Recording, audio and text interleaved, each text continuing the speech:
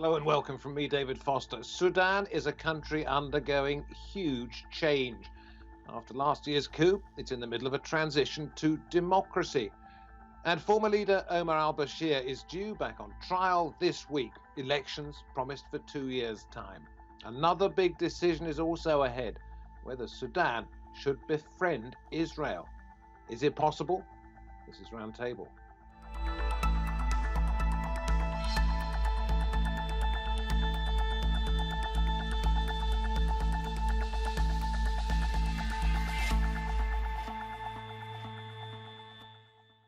After the United Arab Emirates and Bahrain signed deals with Israel, Sudan, it is being suggested, could be next. But there are fears that a rush to normalisation could be dangerous.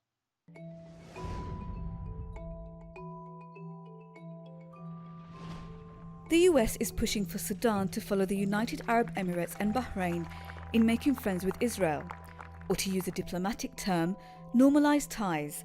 But Sudan's transitional government turned down that opportunity after recent talks with the UAE and US. Part of the deal, a reported $800 million in investments.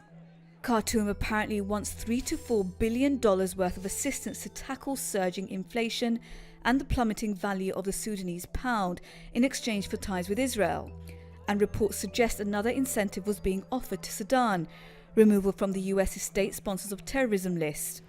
But it was Sudan which led the Arab League's policy against normalisation with Israel, so would reversing that decision prove popular on the streets?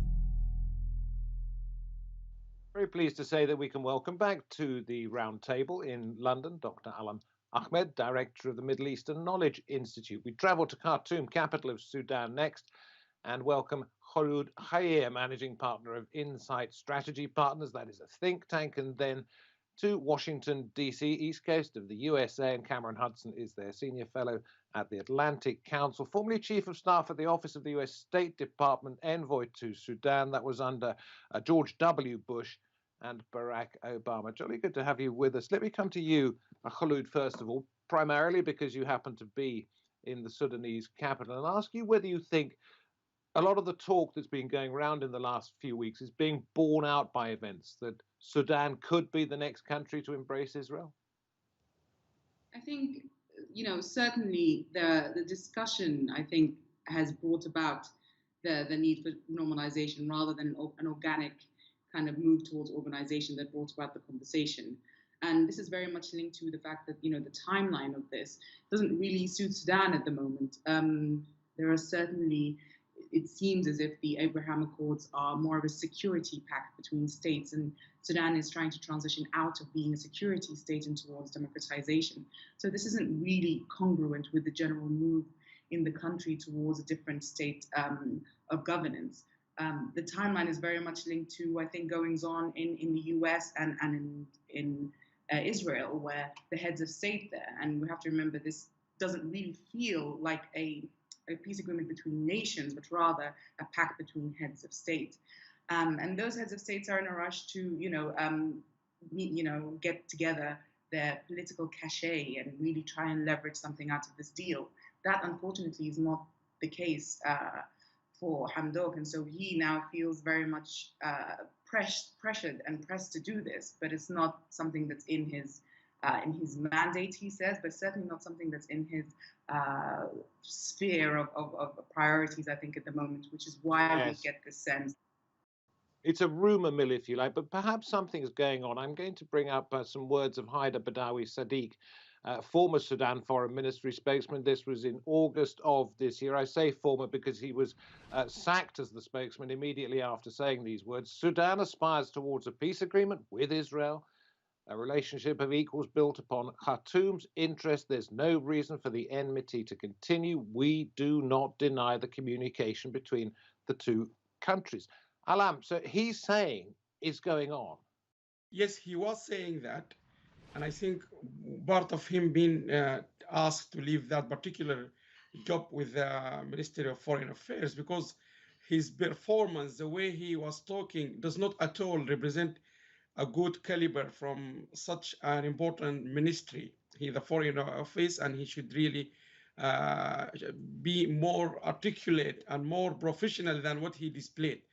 And Yeah, the perhaps poor, professional, but he could not have been clearer when he says we do not deny the absolutely. communication between the two And that's my countries. second point, David. He was very clear, but because he failed to conduct himself in a very professional diplomatic way, this can give you an indication about the chaos of the government in Sudan. The government in Sudan, we're talking about the government is currently run without 7 key ministers: acting minister for foreign affairs, acting minister for finance, acting minister for health. So it can tell you about the status of the country. We are pushing them into normalization. They are out of control of what is happening in Sudan. That's number one. So perhaps Number events two, are overtaking them. I'm going to bring exactly. Cameron in at this point. If communication is happening between Khartoum and the United States and Israel, at what level, at what stage do you think it is at? It's at an extremely high level, because I think what we have seen up to this point is a conversation happening largely with Africa policymakers in Washington over the course of the last 6 to 10 months to try to normalize the relationship with the United States and to take Sudan off the terrorism list.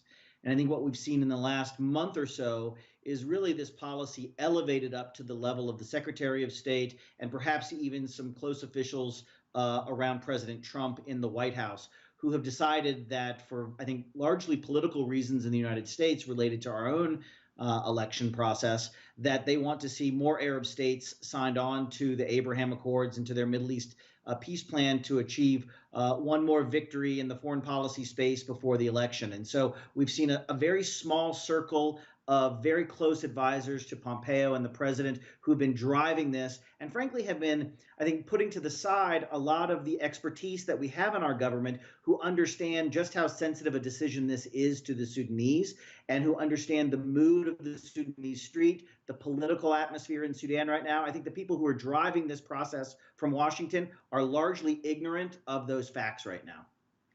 So it is simply a political decision. It doesn't have any longer term benefits for the United States, other than for the man in the White House at the moment to perhaps win some kind of favors and votes in the election coming up.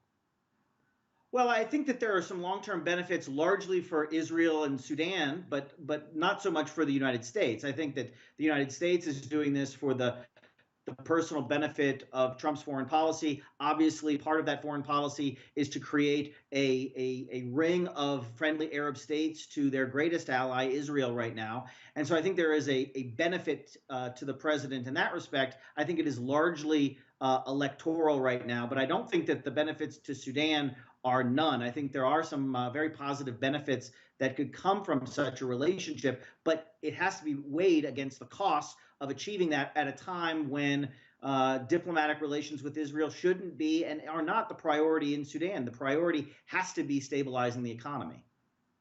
Isn't the real issue here, Kholood, that it is probably going to happen? There's a younger demographic in Sudan that doesn't necessarily remember the terrible enmity between that country and Israel. I think it's 60% are now under 25. The reality is that now is not necessarily the right time, because there's been a coup, there's a transitional government, elections are promised. It perhaps is getting a little bit too out of control. I think the trouble is that no one has done any polling on this. No one quite knows what people of Sudan think today about this issue. I mean, we've got anecdotal, evidence of either pro-normalization or anti-normalization, but that's not enough, I think, to build a foreign policy on. And Allam is right in one way, in that the government really doesn't have a foreign policy stance on this, and it really needs to develop one fast. But I think that's more of a sign of the bifurcated nature of the government at the moment. You know, we see one branch of the government doing one thing, the civilian side, and another branch doing another thing. And in a way, Hamdok, as the head of the civilian part of the government, has kind of been sucked into the security arrangement between the military side of the government here in Sudan and the Israeli government more specifically. I'm just wondering what the issues would be if a deal came before the elections, when there was still a transitional government in Sudan. What are the possible problems if that happened? Well, for one thing, deals like this, which have a seismic effect on domestic as well as international policy, need to be, I think, brought about by a government that has more stability or more longevity. So the transitional period has been extended now to what amounts to a full term in most democracies of about 4 years. But it's still lacking the mandate. It's still not set in the ground in terms of its own sense of stability to be able to push for something like this without a proper mandate. And so what we might see is something like the 1983 pact between Lebanon and Israel, which fell apart only a year later, because again, there the two sides were not stable. Specifically, Lebanon, the Lebanese side, hadn't been as stable, and so had committed itself to something it could no longer commit to longer term, and that's something that could happen now. But on the deal itself, nothing of substance in terms of the benefit to Sudan has actually been articulated. So there may well be some benefits to normalization with Israel for Sudan, but that has not been spelled out. Nothing has really been offered, other than we'll get into that in just a moment, because it's been suggested there's a sizable financial package that's being taken off the terrorism list. But we can talk about that in just a moment. I wanted to look at a picture right now of Mike Pompeo, US Secretary of State, flew directly from Israel to Khartoum August the 25th, had a meeting with senior officials in the Sudanese administration, or administrations, depending on how you look at it, and tweeted this: "Great to be in Khartoum for meetings with the civilian-led transitional government. The democratic transition underway is a once-in-a-generation opportunity for the people of Sudan. Looking forward to discussing how to deepen the US-Sudan relationship." Allam, how does Sudan hope to deepen that relationship to its own benefit? First of all, the Sudanese people, and Kholood is in Sudan, she could confirm or this possibly, they don't talk about normalization with Israel. They are talking about medicine, about health. They are dying on the streets.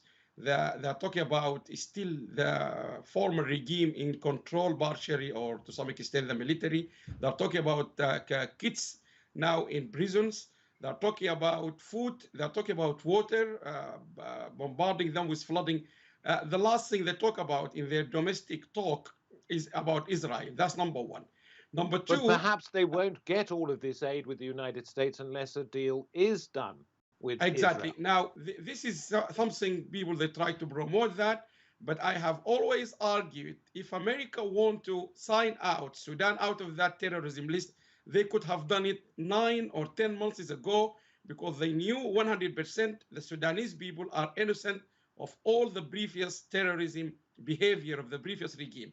They don't have anything to do with it. Number two, they have put obstacle after obstacle. I think, I don't want to use this word, but I think the Americans have been in the foreign policy very abusive to poor countries in Africa. And the track record of America helping poor countries in Africa is very almost zero. We don't know any single African country being helped by America in the past. So the Sudanese people are very clever. The youngest generation, like the point you put before about they might not have any idea about Israel or what Israel implications of having any deal. Our youngest generations are very smart and they understand the politics very well. But they don't have the weight of history. They don't understand what it was like to be in Khartoum in 1967. Yes. When there was a conflict going on with Israel, Sudan sending some people to be involved in that war. So Cameron, let me come to you. Do you think things have changed enough in Sudanese society for this to be acceptable? They don't have the weight of history. It was Khartoum, after all, in 1967, where the Arab League, I think it was, said we are just going to do absolutely nothing with Israel in the future until the Palestinian issue is settled.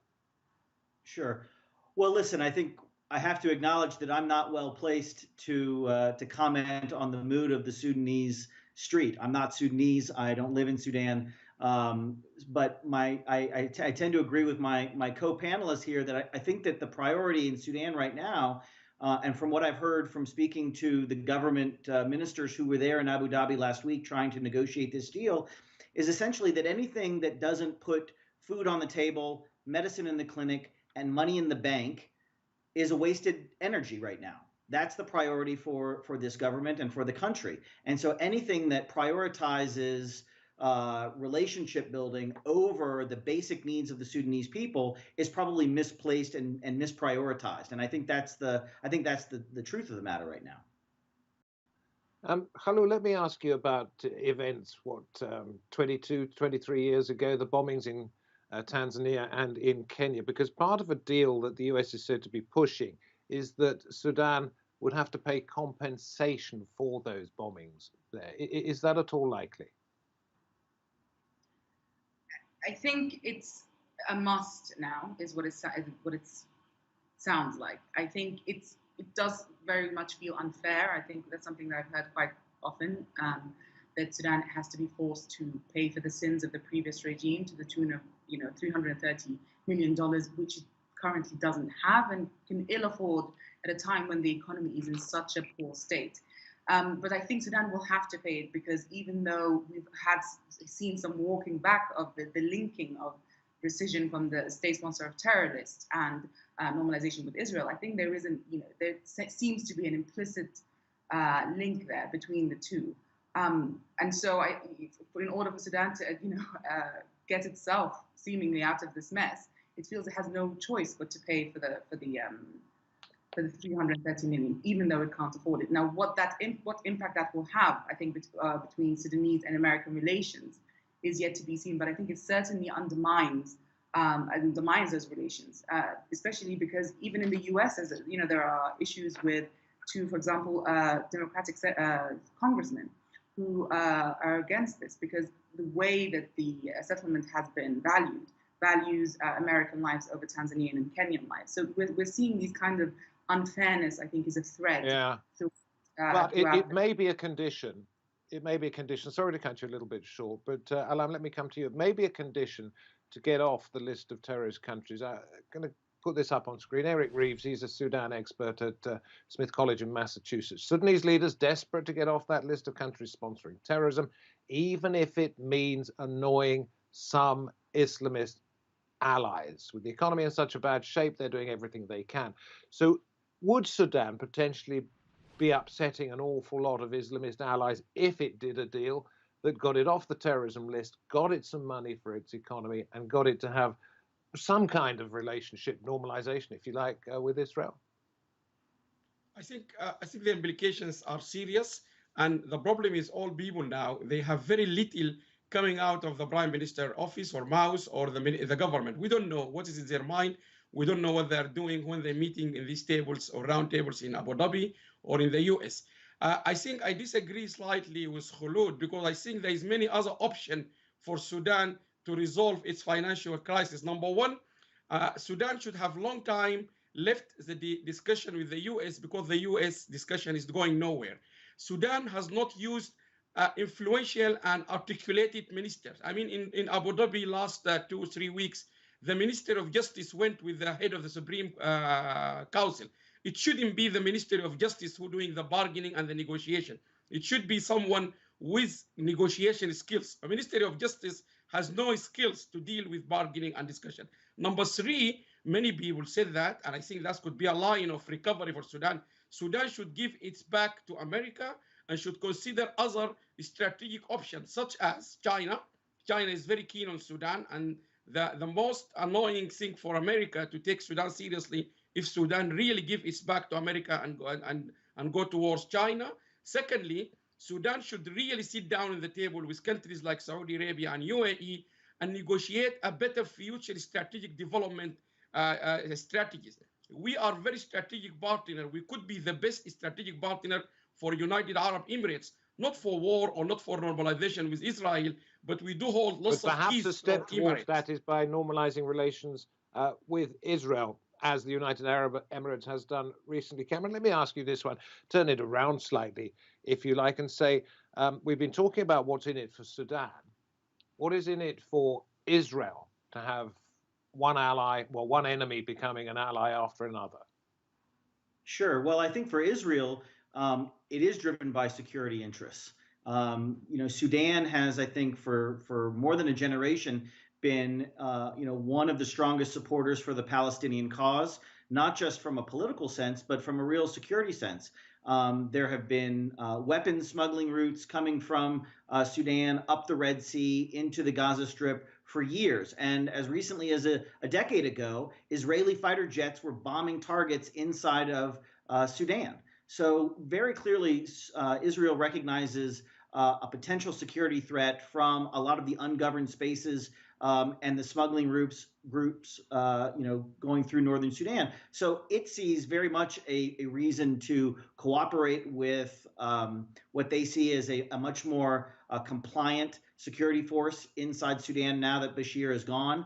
So it sees a real opportunity for its own self-protection. Obviously, this would be another step in isolating the Palestinians if they can get the Sudanese to sign on to some kind of peace agreement. And then I think there's also loads of opportunity for Israeli business inside Sudan, which would really benefit Sudan, principally in the agricultural space. So I think there's a lot of two-way flow. I think for the Sudanese security, we have to be very clear, though, that Sudanese security apparatus wants access to Israeli spying technology. They want to be able to increase and enhance their own abilities inside Sudan to spy on the people, to monitor communications.